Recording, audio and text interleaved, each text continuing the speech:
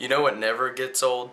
Blatant irreverence and violence and vulgarity all in one movie, following a bunch of masked heroes and masked villains. It would never get old. Ever.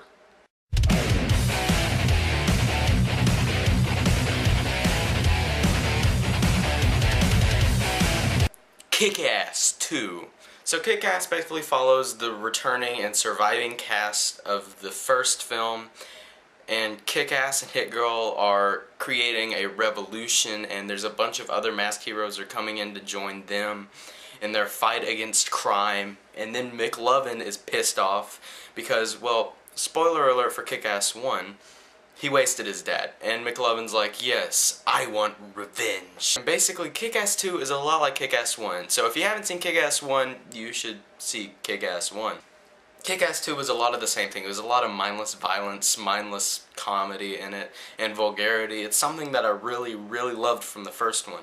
How it differed from the first one was Hit Girl was focusing more on her life in high school than it was her life as a hit girl. She was trying to live a normal life, she wanted to be normal, which is totally fine. I actually liked how they did that in this movie. Surprisingly, I enjoyed that. Not to say she wasn't awesome, because she also played Hit Girl in this one, and she was still really good as her, even though the action scenes in this movie just bugged the crap out of me. And I'm going to tell you why.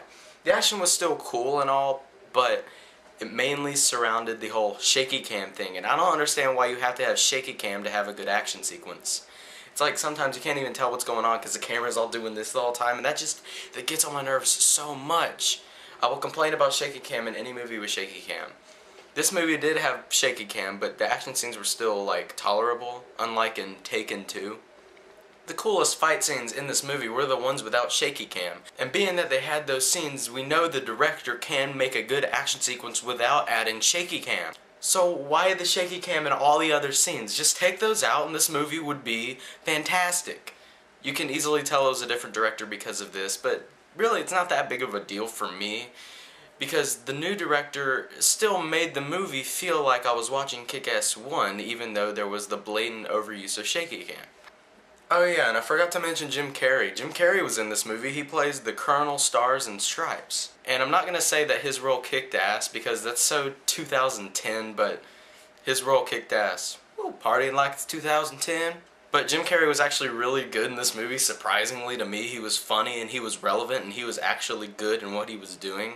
Even though right afterwards he kind of took back, he's like, I don't want to do a role like this because it's too violent. Jim Carrey, I'm still going to give you props. You still did a really good job. And just about everyone in this movie did a good job. The only thing that really bugged me so much was the shaky cam, but overall I really did like this movie a lot. I didn't like it nearly as much as the first one, but I still liked Kick-Ass 2. And I'm going to say Kick-Ass 2, it is a good time, no alcohol required. Yes, so Kick-Ass 2, have you seen it, have you not? Did you like it more than the first one, or do you like the first one more than this one? Comment below and let me know. And if you like what you've seen here and you want to see more, click right here to see more.